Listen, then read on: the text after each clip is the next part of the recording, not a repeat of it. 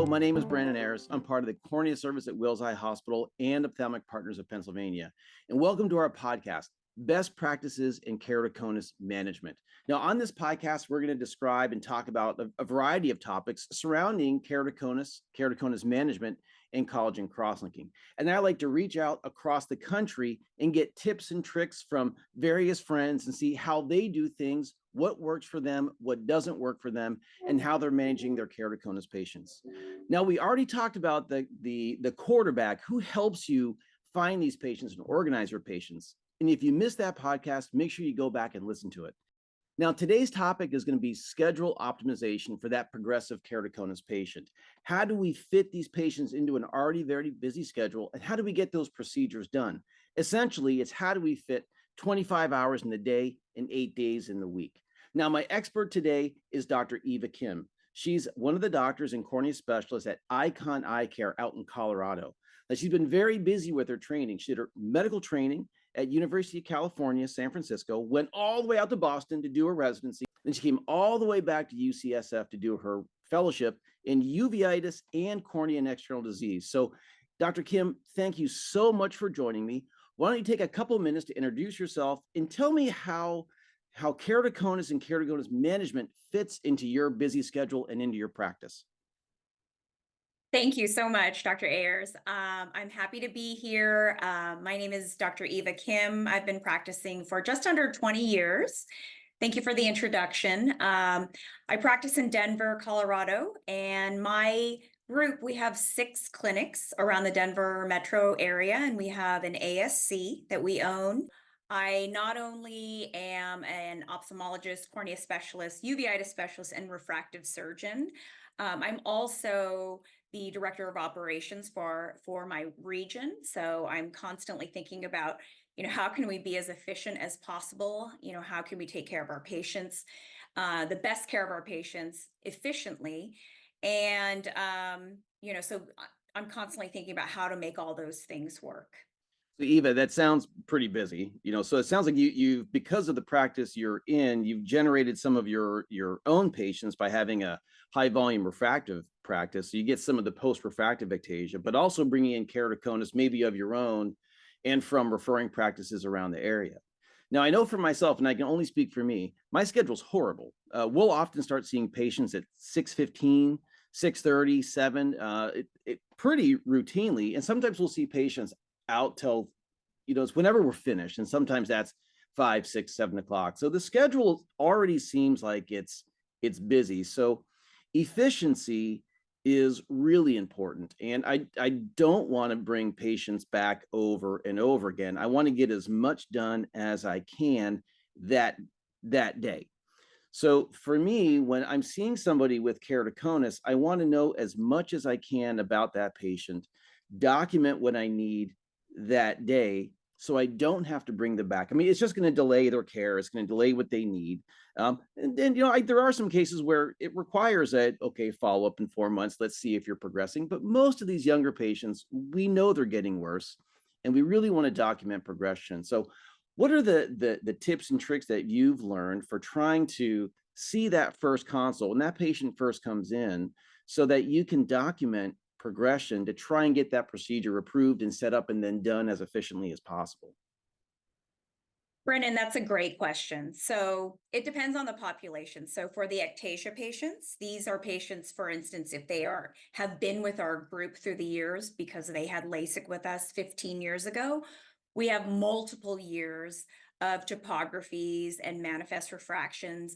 And, perhaps my optometrist partner might notice that there's progression on topography, or that the patient is complaining about their vision, and so we will have this beautiful annual exam ability to see progression on topography, manifest vision, etc. There are patients who are sent in with, for instance, keratoconus from a referring provider in the community, and this provider may or may not have a topographer, but is suspicious because of a combination of high astigmatism, unable to correct this patient to 20/20 like they used to, or, just the changing manifest, that seems a little too quick over time. And so, we, of course, we have a specific um, testing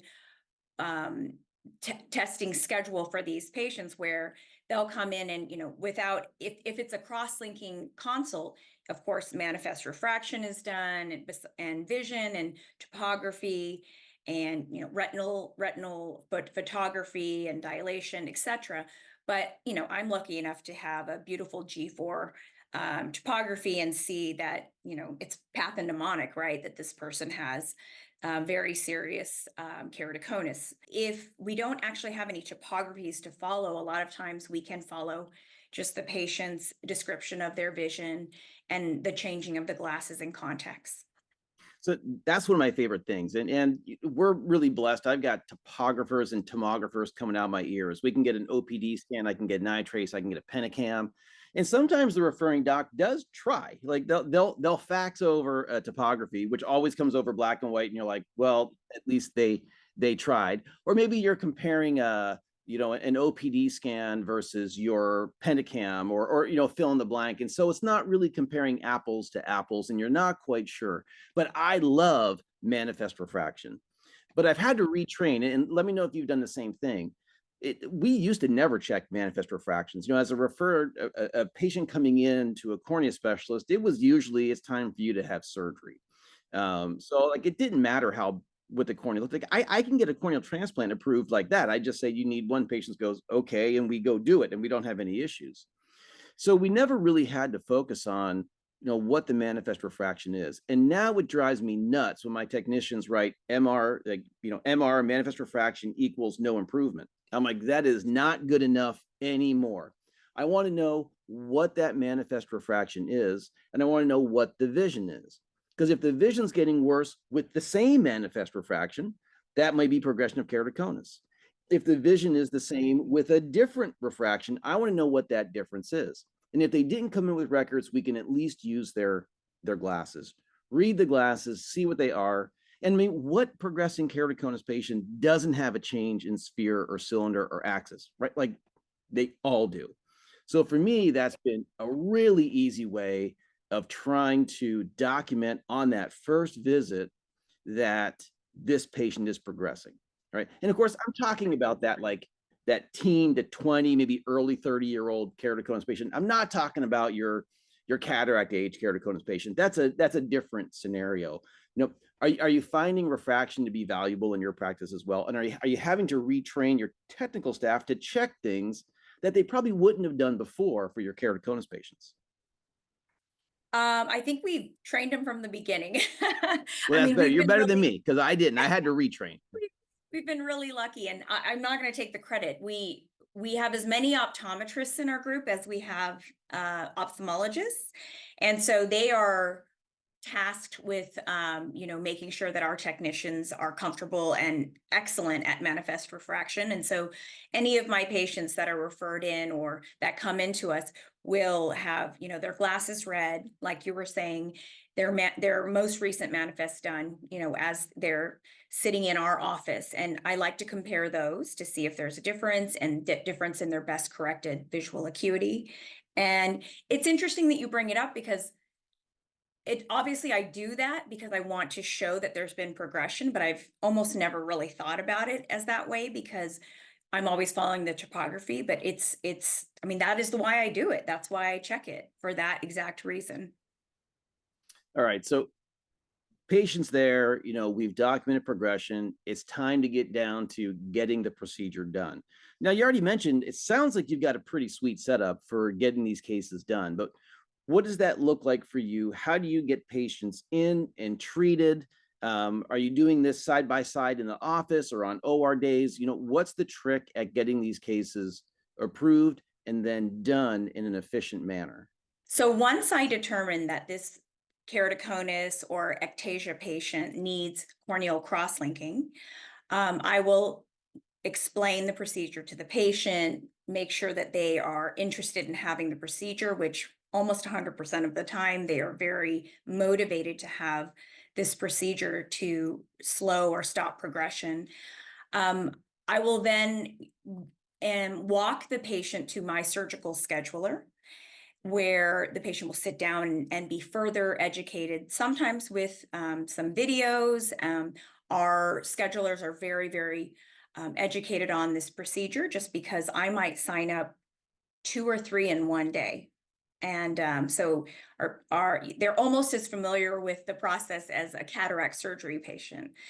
And so, insurance verification will occur with the surgical scheduler. It also happens ahead of time, in the planning of the visit, but it's just, re-examine just to make sure that the patient can book their surgery. And once that is done, the patient is offered multiple times to schedule their surgery, because we offer cross-linking Monday through Friday from 8 a.m. to 4 p.m. And it will go on my surgery scheduled day. So if I'm in the operating room, let's say twice a week, and I have other colleagues who also do corneal cross-linking, who might have other days of the week. If I am in surgery 2 days a week, there are multiple spots that are available. And my procedure room, where we have corneal cross-linking, in addition to the LDD for light adjustable lenses, it's also our LASIK suite and our small procedure suite, but we have our corneal cross-linking unit there. In between my cataract surgery cases, and I might do 25 to 28 cases out of one room, there's a turnover, right? We have a couple-minute turnover. I will walk 10 paces down the hall and enter the next room, which is the procedure room where the patient is ready to go. So I'll get a text message from my cross-linking coordinator. I kind of call her a cross-linking queen, because she has really taken over the responsibility of the program. And she'll text me and say, patient, AB is ready, and, ready for you. So I'll come in and, reintroduce myself, kind of warm up the patient. They are feeling very, very nervous. And then I'll sit down and debride and, kind of explain the process again as I'm debriding the patient, and then kind of start with the eye drops. And, they've already had pachymetry, et cetera, by my cross-linking coordinator.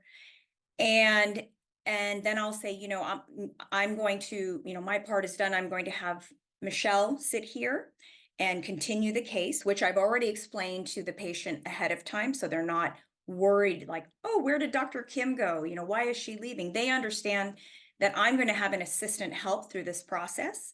And so then Michelle will take over the process, and I will then walk back over and start my next cataract surgery case. So I actually do it during cataract surgery days, and I Yeah. might do anywhere from 1 to 3 or 4 cases in a day. I think that's a pretty unique way to do it.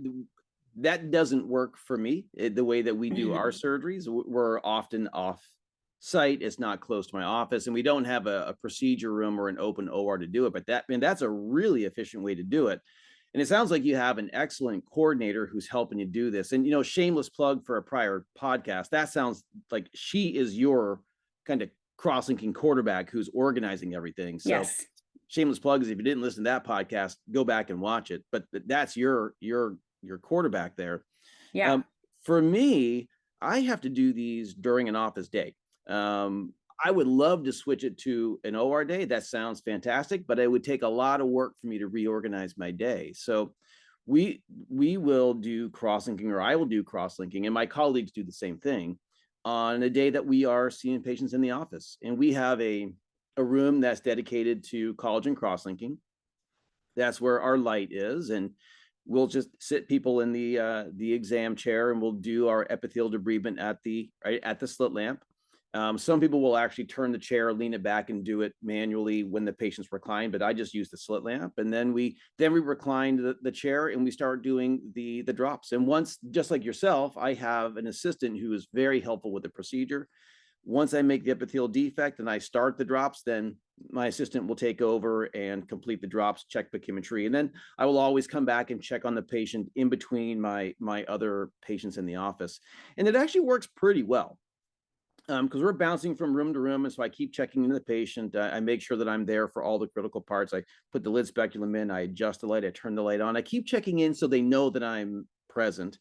And then we'll, of course, at the end of the case, take the speculum out. I usually put the bandage contact lens in. We use BCLs, and then make sure the patient has their medications, review instructions, then the patient is off. So there's a lot of different ways that you can do things. What works for you doesn't work for me, and probably what I do wouldn't work for you as well. But I think it's critical that you get these patients, scheduled efficiently and we do have a lot of support, and I would think you do too, at getting the approvals. How long do you think it takes you from the time you see a patient to the time you're getting that patient treated? I'm sure there's some variability, but do you have a sense of the averages for you? Um, I would say it mostly depends on the patient's schedule. Um, Occasionally there might be some insurance verification issues, but in general, we've done it as soon as patient will come in from a city that's a little bit far away, like in the mountains of Colorado one day, and then their plan is we've kind of arranged it that they'll have cross-linking the next day. That's kind of the fastest that we'll do it. Mhm. Um, but it's probably on the order of a week to a couple of weeks. Yeah, we get the same thing. We have a lot of the people who need cross-linking are in that kind of college age, and they're either at school or away for school, so they want to come back and do it during spring break or over the holidays or over the summer. So we kind of get these waves. But I think on our end, it probably takes somewhere around 4 weeks, depending on the insurance, to make sure that they're approved to get the procedure. And I'm sure there's some regional, variances. I'm over here on the East Coast in Philadelphia, and you're out in Colorado or a couple different states. So you're probably going to see some regional differences, but we do try and get them in efficiently and quickly. But the second eye, I think, is so critical because we usually get them approved for both eyes. So there may be a little delay for the first eye because we're waiting for insurance verification, make sure it's covered, when we be home from school. But getting that second eye done is so important. And there can be a little pushback sometimes because the procedure can be uncomfortable for a couple days. Any tips or tricks for getting that second eye done? I think overall patients are pretty motivated to get both of them done. And a lot of times they'll say, can I get both done in the same day? And I'll explain, oh, that would be really difficult for Have you you done it? to. Have you done bilaterals? I Same have day? not. I'm pretty darn conservative. Okay. I've done a week apart once because the patient really needed to take off. They needed to, their life was happening, and I said, if we can see that epithelium close, we'll do the second eye. So, but I have not done two eyes in the same day.